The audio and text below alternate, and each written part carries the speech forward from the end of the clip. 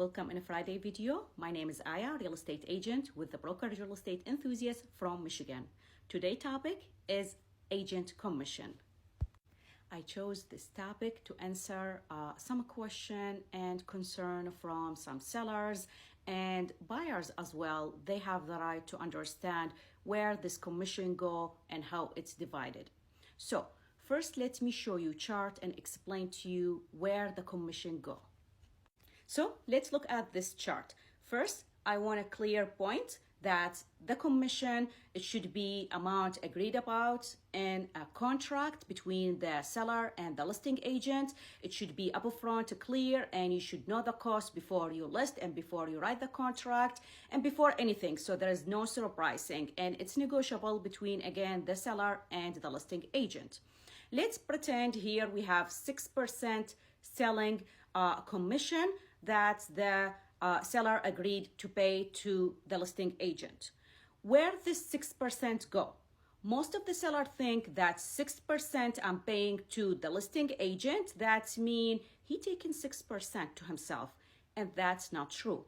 Let's pretend this circle, it's the 6%. Half of it, which is 3%, paid to the listing side and 3% to the buying side, which is buyer agent, the agent who work with buyer, and here the agent who working with you, okay? After that, we don't take the 3% only. Again, there is other split between the agent with the broker, the brokerage side he working with, and also the buyer with the brokerage they work with. So from the 3%, let's say he share, and it depends, sometimes 50-50, sometimes 60-40. It depends on the company or whatever. I'm not going to go with these details. But again, the agent, he's not even taking 3% from the selling price. Then he going to go and pay tax on it. We don't take it clear to us. We have to go and file tax and subtract from it taxes, whether you are buyer agent or seller agent, and definitely each broker will do the same things. Okay, so imagine from the 6 you get 3, then from the 3 again there is percentage going to the broker, so you have less than 3% in each transaction, and you subtract from it the tax and expenses you've been paying. And here I would like to mention, do you know how much the cost of real estate license that agent pay every year to keep the license going and allow us to sell and buy real estate? You have to get certain degree and you have to get license, and that's fee for it. There's continued education every year and you have to pay for the course. There is insurance, okay, or an omission insurance with every agent. There is gas expenses, phone, okay, the gas that we spend taking tour all around the buyer to show them houses and do the inspection and all of that. No one pay us salary. That's just something you need to know. We don't get paid for all the work until the deal done, and then we take the money, so we live on commission. Also, there is a license fee, which is joint MLS and NACPOR, and this is something you must pay, and there's due for it.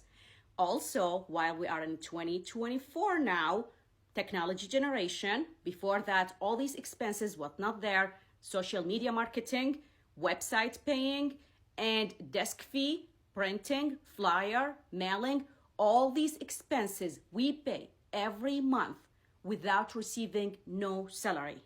We get only the compensation, the commission after the deal done, which is selling or buying real estate, and we be part of the transaction. So sometimes people say, oh, agents live in the past, and the past commission, they want to take the same commission as now. Let's look at the chart data for the commission from 1992 to say until now. So this is the data from 1992 till 2003. The commission used to be paid 6.4%, or it go lower to 5 and something, or 6, so 6.4, that's the max, and 5 something, that's the minimum, okay? While right now on MLS, if you go see so many houses listed, honestly, So many we see around 5%. That means each side gonna take 2%. Then he split it with the broker and pay tax on it. So the agent walk with 1% or less. In addition, if there is the client come through referral website or referral company, there is other fee we have to pay for it. So our percentage way minimum than it used to be.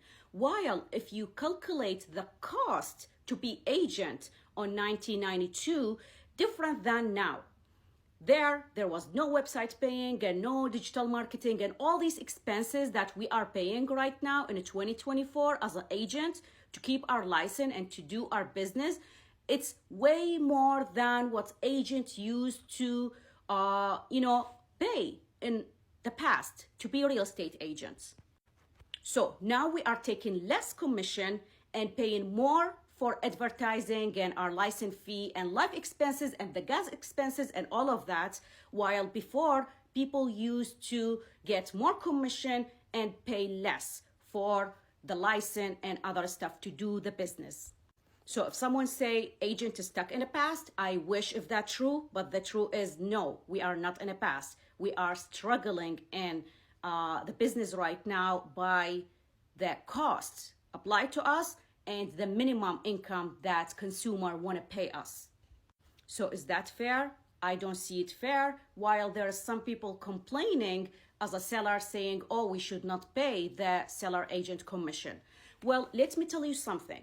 At least you as a homeowner have the right to sell your house as a for sale by owner without paying a commission to either side. Sell it yourself. Take the responsibility, take the risk, do everything, sell it yourself. You're not gonna pay commission. But let's say us as a real estate licensee, even if I want to sell my own house, I have to pay commission for the other side and for the brokerage I'm working with, because the brand you use, just because you are licensee. So you can sell your house without paying anything, without paying the licensing fee, without paying the due, while as a real estate licensee, even if I want to sell my house, I have to pay commission. And in order to sell and buy real estate and help other people, we pay license fee and so many other things. So if you compare it, where is the fair? You saying it's not fair paying commission for agent, while it's really not fair what's happening to agents right now as a real estate licensee, realtor, broker, all of us, and they say, no, the commission is too much. So I hope this is quick explanation, make people understand that the selling percentage, it's not gonna go to one side and this is gonna be divided, and the agent really gonna get a small amount from that. That's why sometimes if people offer us really mini commission as 2% or whatever, I say it's impossible, because it's gonna be at the end not worth it. You work for free because you split the amount and then you're gonna get nothing even to cover the expenses that we spend up front. Realize also up front, when we take listing, we spend money on it to sell it. There is the yard sign. This is expensive and costs us lots of money. Plus the framing, the marketing, the photographer that we bring to take photo for the house and do the video, the marketing, the website. We spend money on your house to help market it and bring the agent and sell it, the document, everything we do. So we already spending money, we spending time, we taking the risk, we represent you and help you. So you can't hire someone just like you go hire a lawyer and you go to court and then when you finish, you say, I'm not gonna pay you. It's a job at the end. Everyone needs to be paid. If you think it's difficult for you or you can't pay it, you can sell by owner. But remember, you're gonna take the risk and the responsibility to do it yourself. This week, I had a client came to my office, had consultation, and her story was very sad.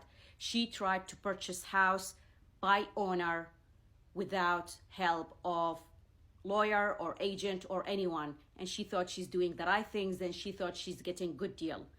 After 6 years of paying a land contract, and that's very sad story and unfortunate, she lost everything she had in the house. She got kicked out of the house. She lost the down payment, the monthly, and everything. She went seeking help from the court, law. They said, sorry, we can't do anything for you because she signed something wrong and she didn't read well. So be careful. There is risk. If you work alone, you can, but there is risk. To hire someone, there is cost.